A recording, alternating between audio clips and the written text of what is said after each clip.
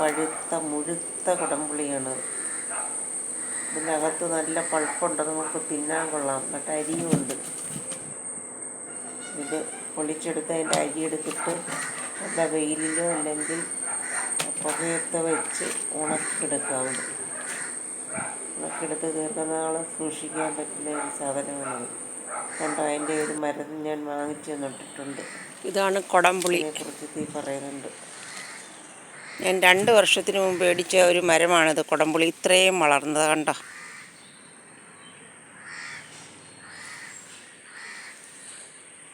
ഇത്രയും വളർന്നത് അതിൻ്റെ ചുവടാണിത്. ഇതിനകത്ത് ഇപ്പോൾ 2 വർഷത്തിനകത്താണെങ്കിലും എൻ്റെ ആവശ്യത്തിനുള്ള കുടംപുളികൾ ഇതിനകത്ത് നിന്ന് തന്നെ കിട്ടും. ഇതാ കണ്ടോ, കുടംപുളി കിടക്കുന്നുണ്ടോ.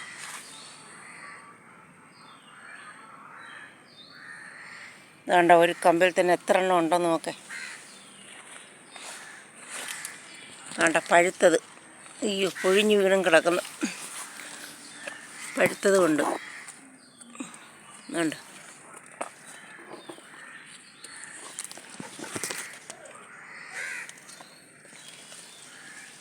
പറക്കിയെടുക്കാം പഴുത്തത്.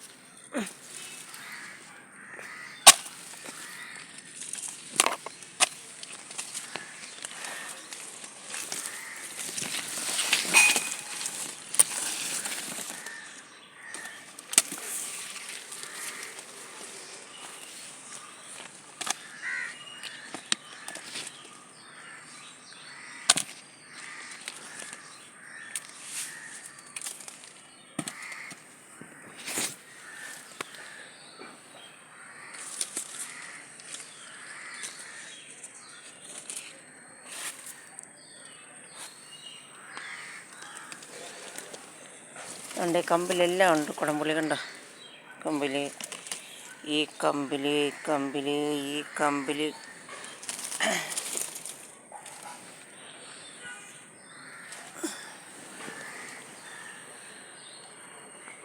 നടന്നു വീണ പുളിയാണ്.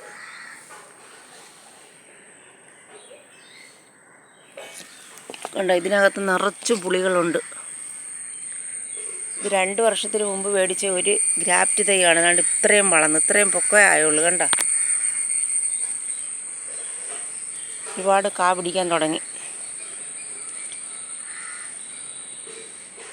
നമ്മൾ സീഡ് തൈ ഉപയോഗിക്കുകയാണെങ്കിൽ 9 വർഷം വരെ കാത്തിരിക്കണം ഇതിനകത്തുനിന്ന് ഫലം കിട്ടുന്നതിന് വേണ്ടി. ഗ്രാഫ്റ്റ് തൈ ആണെങ്കിൽ 1.5-2 വർഷത്തിനകം നമുക്ക് ഫലം കിട്ടും. അതുകൊണ്ട് നല്ല കാണാനും നമുക്ക് പറിച്ചെടുക്കാം. മേളിൽ കയറണ്ട, ഒന്നും ചെയ്യണ്ട. മറ്റേത് മരത്തിൻ്റെ മണ്ടയിൽ കയറണം.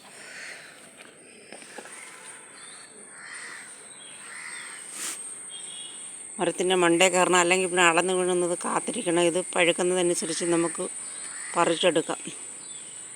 ഇത് 1.5 വർഷമാകുമ്പോഴത്തേക്ക് നമുക്ക് വിളവെടുക്കാം. ഒന്നുമില്ലെങ്കിൽ 2 വർഷം തികയുമ്പോഴത്തേക്ക് എന്തായാലും കാ പിടിക്കാതിരിക്കത്തില്ല. കണ്ടോ, ഇത് 2 വർഷമായ ഒരു മരമാണ്. ആ മരത്തിനകത്തുനിന്ന് എനിക്ക് എൻ്റെ ആവശ്യത്തിന് ഒരു 10-25 കാ കിട്ടും ഇതിനകത്തുനിന്ന്. കഴിഞ്ഞ വർഷം എനിക്കൊരു 10-15 കാ കിട്ടി. ഈ വർഷം വേണ്ടേ 10-25 കാ ഉണ്ട്.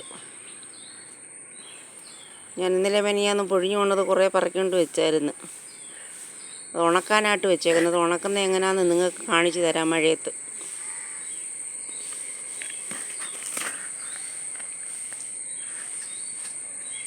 ഇത് ഏറ്റവും കൂടുതൽ നമ്മളെ മീൻകറിക്ക് ഏറ്റവും കൂടുതൽ രുചി തരുന്ന ഒരു സാധനമാണ് ഈ വടക്കംപുളി എന്ന് പറയുന്നത്. വടക്കംപുളിയെന്നും കുടംപുളിയെന്നും ഒക്കെ പറയും പല പേരുകളിലും. ഇതിൻ്റെ സസ്യശാസ്ത്രത്തിലെ പേര്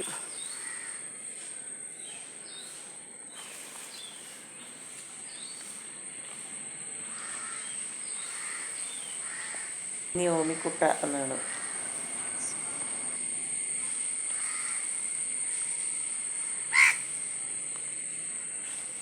ഗസാനിയ ഓമിക്കുട്ട എന്നാണ്. ഗസീനിയ ഒളാങ്കുട്ട എന്നൊക്കെ ഒരു പേര് പറയുന്ന കേൾക്കാം.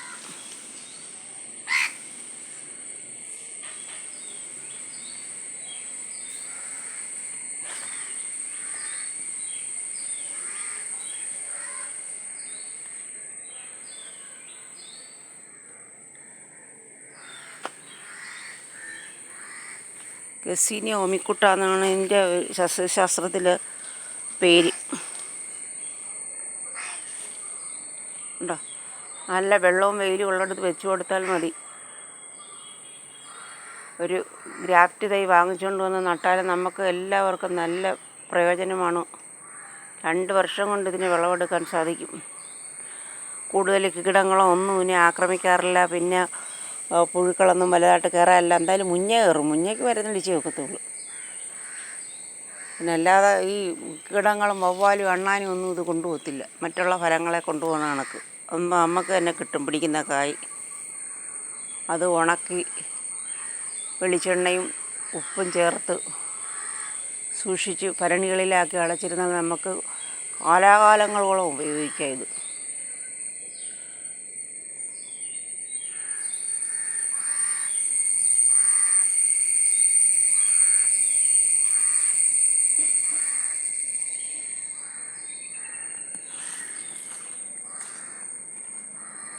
ഉണ്ട്, എല്ലാ തണ്ടുകളിലും കായുണ്ട്. എല്ലാ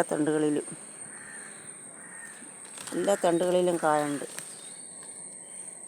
ഗ്രാഫ്റ്റ് തൈയുടെ പ്രത്യേകത എന്ന് പറഞ്ഞാൽ നമുക്ക് പറിച്ച് തന്നെ എടുക്കാമല്ലോ.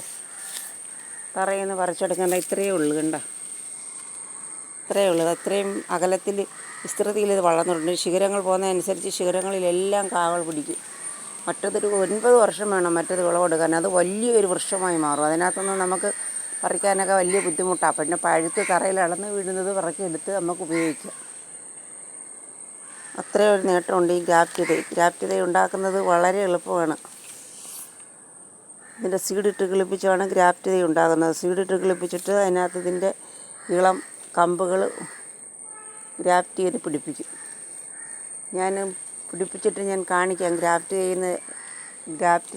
തൈ ഉണ്ടാക്കുന്നത് എങ്ങനെയാണെന്ന് ഞാൻ കാണിക്കുന്നത്. ഇതുപോലുള്ള കമ്പാണ് ഗ്രാഫ്റ്റ് ചെയ്യാൻ ഉപയോഗിക്കുന്നത്. ഇതുപോലുള്ള പച്ച കഴിഞ്ഞിട്ട് ഇതോണക്കത്തെ കറുത്ത ഒരു നിറം വരുന്ന ആ ഭാഗത്താണ് ഗ്രാഫ്റ്റ് ചെയ്യാൻ ഉപയോഗിക്കുന്നത്. ഇതിൻ്റെ വിത്തിട്ട് പിടിപ്പിച്ച് തൈ ഉണ്ടാക്കിയിട്ട് അതിനകത്ത് ഗ്രാഫ്റ്റ് ചെയ്യാം.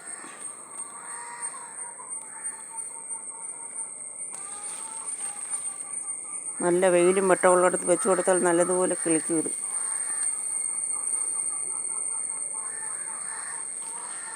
ഇത് നമുക്ക് കൊണ്ടുവന്ന് ഉണക്കുന്നത് എങ്ങനെയാണെന്ന് കാണിക്കാം. നാളെയും കൂടെ കുറേ കൂടെ പഴുക്കാനുണ്ട്. അതും കൂടെ പറിച്ച് വെച്ചിട്ട് ഒരുമിച്ച് കാണിക്കാം.